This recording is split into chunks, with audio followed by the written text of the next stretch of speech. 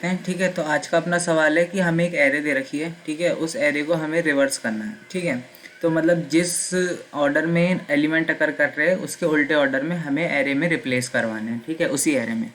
ठीक है, ये हमारा काम है। तो हम क्या कर सकते हैं, एक यार जो सबसे आसान अप्रोच जो किसी के भी दिमाग में आती है वो ये है कि एक और हम इसका नाम दे देते हैं ARR। ठीक है, ये हमारा एग्जाम्पल है।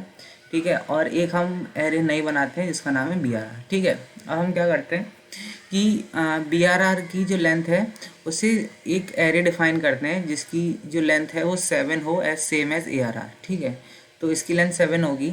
ठीक है, और एक हम jth पॉइंटर ARR के लास्ट इंडेसिस पे रख देते हैं। ठीक है, और हम क्या करेंगे कि जो लास्ट इंडेसिस पे है, मतलब जिस पे हमारा पॉइंटर है उसे हम असाइन करते जाएंगे और पॉइंटर को डिक्रीमेंट करते जाएंगे।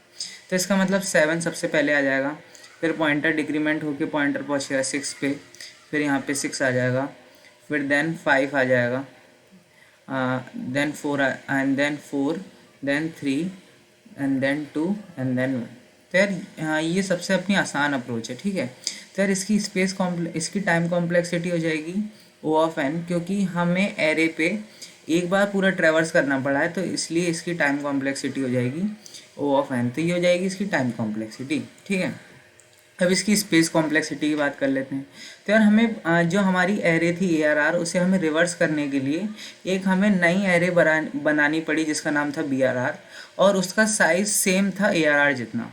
ठीक है, तो हमें n एक्स्ट्रा स्पेस और एलोकेट करनी पड़ी, तो इसलिए इसकी जो कॉम्प्लेक्सिटी हो जाएगी वो है O ऑफ n। ये इसकी हो जाएगी स्पेस कॉम्प्लेक्सिटी। ठीक है, तो यार इससे एक और ऑप्टिमाइज अप्रोच हो सकती है जिसमें क्या होगा कि जो टाइम कॉम्प्लेक्सिटी है वो तो सेम ही रहेगी और स्पेस कॉम्प्लेक्सिटी को हम रिड्यूस कर सकते हैं। ठीक है, तो यार वो भी देख लेते हैं कि वो कैसे होगा।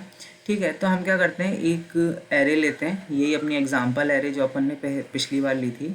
ठीक है, इसे दे देते हैं 1 2 3 4 5 6 एंड 7। ठीक है, अब मैं क्या रखता हूँ, एक आयत पॉइंटर रखता हूँ 0 पे, इसका नाम देता हूँ मैं आयत, और इसमें जेथ रखता हूँ लास्ट इंडेसिस पे। ठीक है, अब मैं क्या करता हूँ, हर इलिट्रेशन में इन दोनों पे जो आई और जे पे जो वैल्यू है उन दोनों को स्वैप कराता हूँ।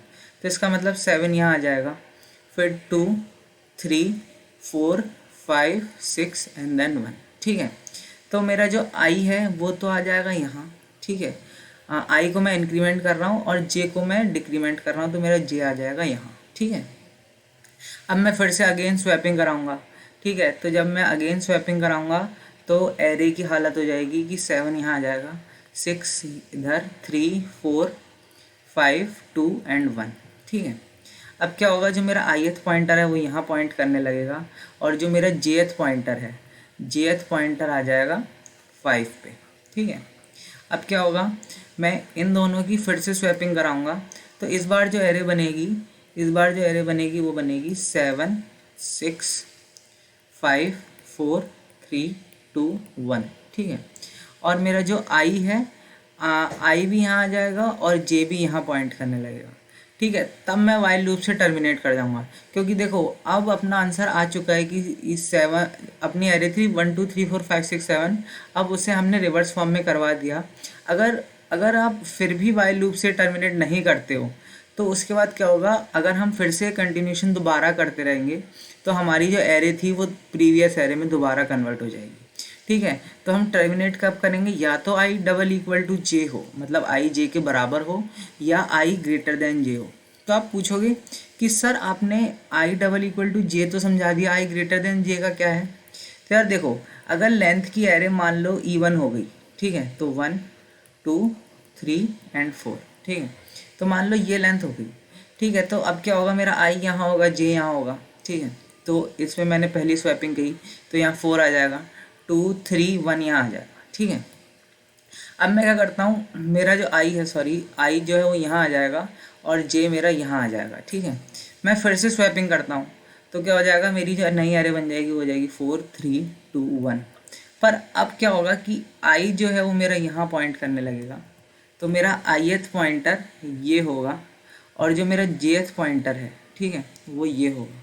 तो यार एरे ऑलरेडी स्वैप रिवर्स हो चुकी है, तो यार जब भी जे या तो ग्रेटर देन आई हो या डबल इक्वल टू जे हो तब मैं टर्मिनेट कर दूँगा, ठीक है।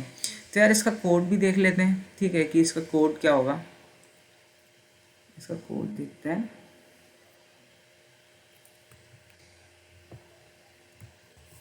तो यार ये इसका कोड होगा। इसमें क्या किया मैंने, आई को फर्स्ट पोजीशन पे रखा, मतलब 0th पोजीशन पे, और जे को रखा लास्ट पोजीशन पे।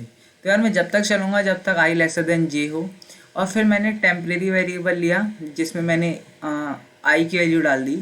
फिर मैंने जो आई की जो पोजीशन थी उसमें जेथ की वैल्यू डाल दी, और जेथ में टेम्प डाल दिया। टेम्प जो था वो ARR की इनिशियल वैल्यू स्टोर कर रहा था। फिर मैंने दोनों को इंक्रीमेंट कर दिया, ठीक है। तो यार इसकी time complexity O of n होगी, क्योंकि देखो, क्योंकि हमें एरे पे एक बार ट्रेवर्स करना पड़ा, ठीक है, तो इसलिए इसकी time complexity O of n होगी, ठीक है। और स्पेस कॉम्प्लेक्सिटी इसकी O ऑफ 1 होगी, क्योंकि हमें यार कोई रिवर्स करने के लिए हमें कोई भी एक्स्ट्रा स्पेस एलोकेट नहीं करनी पड़ी। तो यार ये इन प्लेस रिवर्सिंग भी कहलाती है, तो इसकी कॉम्प्लेक्सिटी होगी O ऑफ 1। तो यार अगर अच्छा लगा हो तो यार लाइक शेयर एंड सब्सक्राइब करना यार। थैंक यू यार।